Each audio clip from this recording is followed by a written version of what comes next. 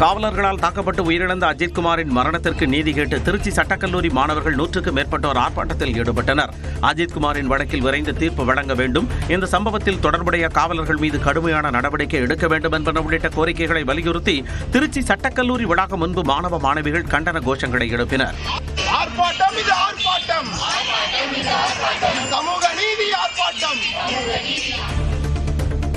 நாகை அருகே நாகூரில் ஓட்டு வீட்டிற்குள் புகுந்த 5 அடி நீளமுள்ள நல்ல பாம்பு பாதுகாப்பாக பிடிக்கப்பட்டது. நிஷாமா என்பவரின் வீட்டு கதவின் மீது 5 அடி நீளம் கொண்ட பாம்பு படம் எடுத்து நின்றது. இதுகுறித்து அக்கம் பக்கத்தினர் தீயணைப்பு வீரர்களுக்கு தகவல் தெரிவித்துள்ளனர். பின்னர் அங்கு வந்த வீரர்கள் பாம்பை லாபகமாக பிடித்து காட்டுப்பகுதிக்குள் விட்டனர். தஞ்சாவூர் மாவட்டம் பாபநாசம் அருகே 149 கிலோ எடையுள்ள தடை செய்யப்பட்ட போதைப் பொருட்களை கடத்தி வந்த ஒருவர் கைது செய்யப்பட்டார். அண்டக்குடி சந்திப்பில் காவல்துறையினர் வாகன தணிக்கையில் ஈடுபட்ட போது ஆமணி வேனை பரிசோதனைக்காக காவல்துறையினர் நிறுத்த முயன்றனர். ஆனால் நிற்காமல் சென்ற அந்த வேன் அலவந்திபுரம் பேருந்து நிறுத்தம் அருகே மின்கம்பத்தின் மீது மோதி நின்றது. இதையடுத்து வேனை சுற்றி வளைத்த காவல்துறையினர் அதில் கடத்தி வரப்பட்ட 105 கிலோ ஹான்ஸ், 44 கிலோ போதை பாக்கு உள்ளிட்டவற்றை பறிமுதல் செய்தனர். ஓட்டுநர் சதீஷ்குமார், உடன் பயணித்த பிரகாஷ் இருவரையும் கைது செய்தனர்.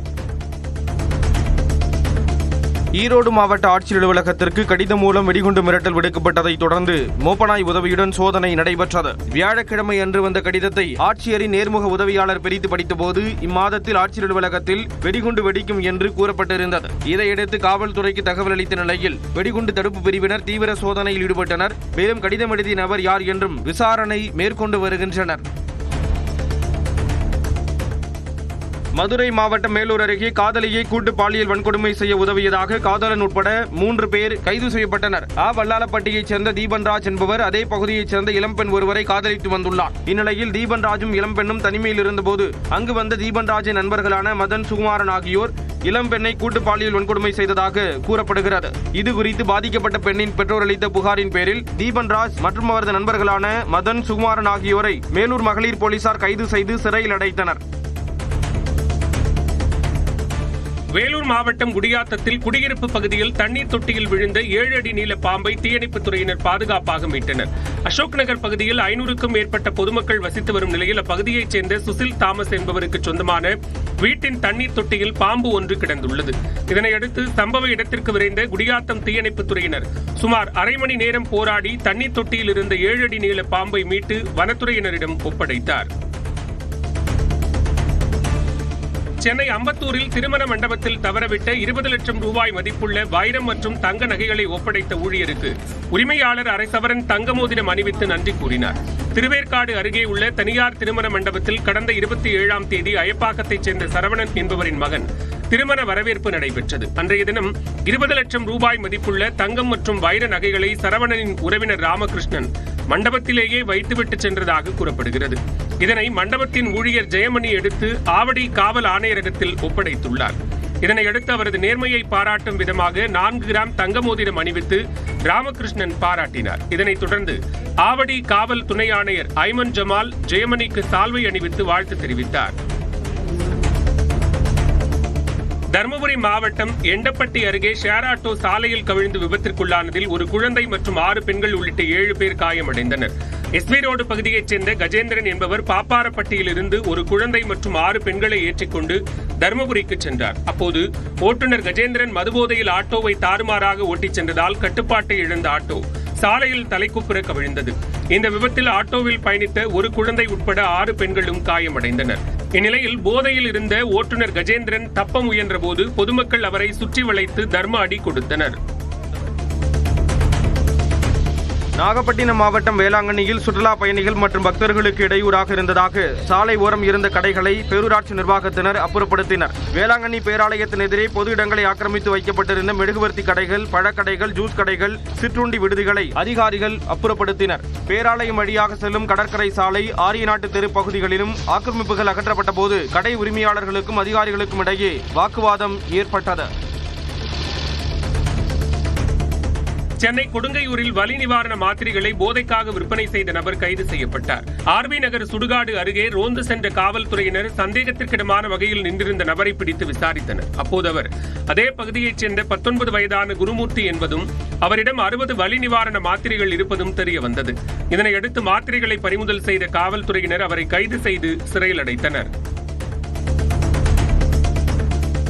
தஞ்சை மாவட்டம் திருவிடைமருதூர் அருகே ஏற்கனவே திருமணமாகி 2 குழந்தைகள் உள்ள இளைஞர் தன்னை திருமணம் செய்ய சொல்லி வற்புறுத்தியதால் கல்லூரி மாணவி தற்கொலை செய்து கொண்டதாக கூறப்படும் சம்பவம் அதிர்ச்சியை ஏற்படுத்தியுள்ளது. நரசிங்கம்பேட்டையைச் சேர்ந்த குணசேகரன் என்பவருக்கு திருமணமாகி 2 குழந்தைகள் உள்ளன. இந்நிலையில் அதே பகுதியைச் சேர்ந்த பெண் ஒருவரை குணசேகரன் ஒருதலை பட்சமாக காதலித்து வந்ததாக கூறப்படுகிறது. இந்த சூழலில் அப்பெண்ணிடம் தன்னை திருமணம் செய்து கொள்ளுமாறு குணசேகரன் தொல்லை கொடுத்து வந்ததாக கூறப்படுகிறது. இதனால் அந்த பெண் மனமுடைந்து காணப்பட்டதாக கூறப்படும் நிலையில் விஷமருந்தி தற்கொலை செய்து கொண்டார். திருப்புவனம் கோயில் காவலாளி மரணம் பெரும் அதிர்வலையை ஏற்படுத்திய நிலையில் வேலூர் மாவட்டம் காட்பாடியில் இளைஞரை காவல்துறையினர் லத்தியால் தாக்கிய காட்சிகள் வெளியாகியுள்ளன.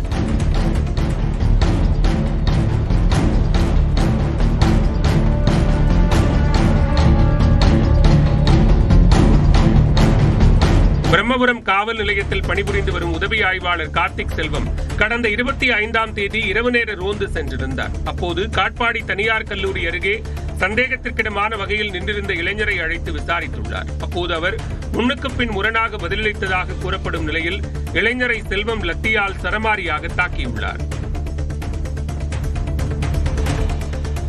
மயிலாடுதுறை மாவட்டம் குத்தாலம் அருகே தாறுகாவனத்து சித்தர்பீடத்தில் நடைபெறவுள்ள குடமுழுக்கையொட்டி 3 யானைகள் மூலம் புனித நீர் எடுத்து வரப்பட்டது. பெருஞ்சேரி கிராமத்தில் உள்ள தாறுகாவனத்து சித்தர்பீடத்தில் 54 அடி உயரம் கொண்ட மிகப்பெரிய சிவலிங்கம் வடிவ கோயிலும் அதன் உட்புறம் ஒரே கல்லால் செய்யப்பட்ட 5 அடி உயர சிவலிங்கமும் அமைக்கப்பட்டுள்ளது. இந்த கோவிலின் குடமுழுக்கு விழாவுக்காக யானைகள் மீது புனித நீர் எடுத்து வரப்பட்டது. இதில் ரஷ்யா, கனடா, கஜகஸ்தான் உள்ளிட்ட நாடுகளைச் சேர்ந்த வெளிநாட்டவர்களும் கலந்து கொண்டு பக்தி பரவசத்துடன் நடனமாடி வழிபட்டனர்.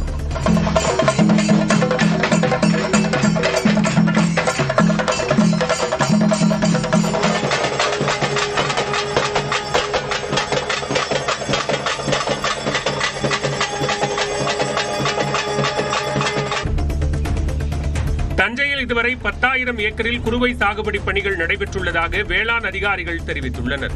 தஞ்சாவூர், நாகை, திருவாரூர் உள்ளிட்ட டெல்டா மாவட்டங்களில் குறுவை சாகுபடிக்காக கடந்த 12ஆம் தேதி மேட்டூர் அணையும் 15ஆம் தேதி கல்லணையும் திறக்கப்பட்டது. இதனால் குறுவை சாகுபடியில் விவசாயிகள் மும்முரமாக ஈடுபட்டுள்ளனர். அந்த வகையில் தஞ்சாவூர் வட்டத்தில் இதுவரை 10,000 ஏக்கரில் குறுவை பணிகள் நடைபெற்றுள்ளதாக வேளாண் அதிகாரிகள் தெரிவித்துள்ளனர். திருவண்ணாமலை மாவட்டம் ஆரணி அருகே நடைபெற்ற அதிமுக திண்ணை பிரச்சாரத்தில் முன்னாள் அமைச்சர் சேவூர் ராமச்சந்திரன் கலந்து கொண்டு துண்டு பிரசுரங்களை வழங்கினார். தேவிகாபுரம் கிராமத்தில் அதிமுக மத்திய மாவட்ட ஜெயலலிதா பேரவை சார்பாக 21வது தொடர் திண்ணை பிரச்சாரம் நடைபெற்றது. இதில் முன்னாள் அமைச்சர் சேவூர் ராமச்சந்திரன், மாவட்ட செயலாளர் ஜெயசுதா ஆகியோர் பங்கேற்று வீதி வீதியாக சென்று அதிமுக ஆட்சியின் சாதனைகள் அடங்கிய துண்டு பிரசுரங்களை வழங்கினர். பெரம்பலூர் மாவட்டம் வேப்பந்தட்டை அருகே இருசக்கர வாகனத்தின் மீது அரசு பேருந்து மோதிய விபத்தில் தம்பதி பரிதாபமாக உயிரிழந்தனர். பெரிய வடகரையைச் சேர்ந்த பாலாஜி தனது மனைவி சித்ராவுடன் வேப்பந்தட்டைக்கு இருசக்கர வாகனத்தில் சென்றார். வெண்பாவூர் பகுதியில் உள்ள மாரியம்மன் கோயில் வளைவு பகுதியில் வந்தபோது பெரம்பலூரில் இருந்து கள்ளக்குறிச்சி நோக்கி சென்ற பேருந்து இவர்கள் மீது மோதியது. இதில் இருவருமே உடல் நசுங்கி சம்பவ இடத்திலேயே உயிரிழந்தனர். இந்த விபத்து தொடர்பாக அரசு பேருந்து ஓட்டுநர் சின்னத்தம்பி மற்றும் நடத்துனர் சந்திரசேகரனிடம் விசாரணை நடைபெறுகிறது. கோவை மாவட்டம் பொள்ளாச்சியில் 10ஆம் வகுப்பு பொதுத் தேர்வின் மறுகூட்டல் மூலம் 499 மதிப்பெண் பெற்று மாநிலத்தில் முதலிடம் பிடித்த தனியார் பள்ளி மாணவர் சாதனை படைத்துள்ளார். ஆட்சிப்பட்டியில் இயங்கி வரும் தனியார் பள்ளி மாணவர் குருதீப் 10ஆம் வகுப்பு தேர்வில் 494 மதிப்பெண் எடுத்தார். இந்நிலையில் சமூக அறிவியல் பாடத்தில் 95 மதிப்பெண்கள் எடுத்த குருதீப் மறுகூட்டலுக்கு விண்ணப்பித்த போது அவருக்கு 100 மதிப்பெண்கள் வழங்கப்பட்டது. இதனால் அவருடைய மொத்த மதிப்பெண் 499 உயர்ந்து அவர் மாநிலத்தில் முதலிடம் பிடித்து சாதனை படைத்துள்ளார்.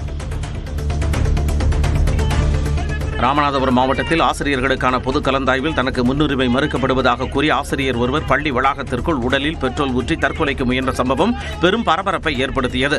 ராமநாதபுரம் புனித ஆண்ட்ரூஸ் பள்ளியில் முதுநிலை ஆசிரியர்களுக்கான பொது கலந்தாய்வு நடைபெற்றது. இதில் காமன்கோட்டை அரசு மேல்நிலைப்பள்ளி ஆசிரியர் சீனிவாசனுக்கு கலந்தாய்வில் முதலிடம் கிடைக்க வேண்டிய நிலையில் 3வது இடத்திற்கு தள்ளப்பட்டதாக சொல்லப்படுகிறது. இதனால் மனவேதனை அடைந்த அவர் தனது உடலில் பெட்ரோல் ஊற்றி தற்கொலைக்கு முயன்றுள்ளார். இதையடுத்து அங்கிருந்த ஊழியர்கள் அவரை தடுத்து நிறுத்தினர். செங்கல்பட்டு அருகே வனப்பகுதியில் கொட்டப்பட்ட பிளாஸ்டிக் கழிவுகளை தனியார் கல்லூரி மாணவர்கள் அகற்றினர். வல்லம் காப்புக்காடு பகுதியில் சாலை ஓரத்தில் வீசி செல்லப்படும் பிளாஸ்டிக் உள்ளிட்ட கழிவுகளால் அப்பகுதியில் சுகாதார சீர்கேடு ஏற்படுவதாக புகார் அடைந்துள்ளது. இந்நிலையில் வித்யாசாகர் கலை அறிவியல் கல்லூரி மாணவர்கள் 200க்கும் மேற்பட்டோர் சுத்தம் செய்யும் பணியில் ஈடுபட்டனர். சுமார் 2 கிலோமீட்டர் தூரம் சாலையில் இருந்த குப்பைகள் மற்றும் பிளாஸ்டிக் கழிவுகளை அகற்றினர். தூத்துக்குடி மாவட்டம் ஒட்டப்பிடாரம் அருகே கோவில் திருவிழாவை முன்னிட்டு மாட்டு வண்டி எல்கை பந்தயம் விறுவிறுப்பாக நடைபெற்றது.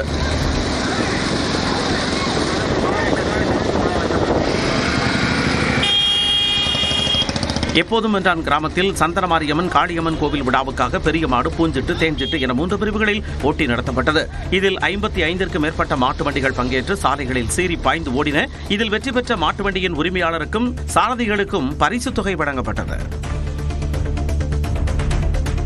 அதிமுக அண்ணா தொழிற்சங்கத்தின் நலிவுற்ற நபர்களுக்கு கட்சி சார்பில் நிவாரண உதவிகளை பொதுச் செயலாளர் எடப்பாடி பழனிசாமி வழங்கினார். சென்னை ராயப்பேட்டையில் உள்ள அதிமுக தலைமையகத்தில் நடைபெற்ற விழாவில் அண்ணா தொழிற்சங்கத்தைச் சேர்ந்த 171 தொழிலாளர்களுக்கு 1,71,00,000 ரூபாய் மதிப்பிலான உதவிகளை இபிஎஸ் வழங்கினார். கிருஷ்ணகிரி மாவட்டம் ஓசூர் சுற்று வட்டாரத்தில் உள்ள மேம்பாலங்களின் தரம் மற்றும் உறுதித்தன்மையை பொறியாளர்கள் குழு ஆய்வு செய்தனர். கடந்த மாதம் ஓசூர் தேசிய நெடுஞ்சாலையில் உள்ள மேம்பாலத்தின் பீம் பழுதாகி 1/2 அடி அகலத்திற்கு விலகியது. இதையடுத்து ராயக்கோட்டை, பால்டேரி உள்ளிட்ட பகுதிகளில் உள்ள மேம்பாலங்களின் உறுதித்தன்மை குறித்து பொறியாளர்கள் ஆய்வு செய்தனர். திருவண்ணாமலை அருகே நாயுடுமங்கலம் பேருந்து நிறுத்தத்தில் தனியார் பேருந்து ஓட்டுநர்கள் நடத்துனர்களிடையே ஏற்பட்ட மோதல் காட்சிகள் வெளியாகி அதிர்ச்சியை ஏற்படுத்தியுள்ளன. போலூரிலிருந்து திருவண்ணாமலை நோக்கி சென்ற 2 தனியார் பேருந்துகள் ஒன்றன் பின் ஒன்றாக சென்றன. முன்னால் சென்ற பேருந்தை ஓட்டிச் சென்ற விநாயகம், நடத்துனர் சபாபதி ஆகியோரை பின்னால் வந்த பேருந்தின் ஓட்டுநர் ஜெயபாலனும் நடத்துனர் சிவசண்முகமும் தகாத வார்த்தைகளால் பேசி சரமாரியாக தாக்கியதாக கூறப்படுகிறது. யார் முன்னால் செல்வது என்பது தொடர்பாக இவர்களிடையே பிரச்சனை ஏற்பட்டதாக சொல்லப்படுகிறது. புதுச்சேரிக்கு முதன்முறையாக வந்த சொகுசு கப்பலின் கழுகு பார்வை காட்சிகள்தான் இவை. விசாகப்பட்டினத்திலிருந்து சென்னை வழியாக புதுச்சேரிக்கு சொகுசு கப்பல் வந்தது. 11 மாடிகளை கொண்ட இந்த பிரம்மாண்ட கப்பலில் 1400 பேர் பயணிக்கக்கூடிய வகையில் பல்வேறு வசதிகள் உள்ளன. கப்பலில் வந்த பயணிகள் படகுகள் மூலம் புதுச்சேரி புதிய துறைமுகத்துக்கு அழைத்து வரப்பட்டு புதுச்சேரியை சுற்றி பார்க்க ஏற்பாடு செய்யப்பட்டுள்ளது. இதனால் மீன்பிடி படகுகளுக்கு தடை விதிக்கப்பட்டதை கண்டித்து அதிமுக சார்பில் போராட்டம் நடத்தப்பட்டது.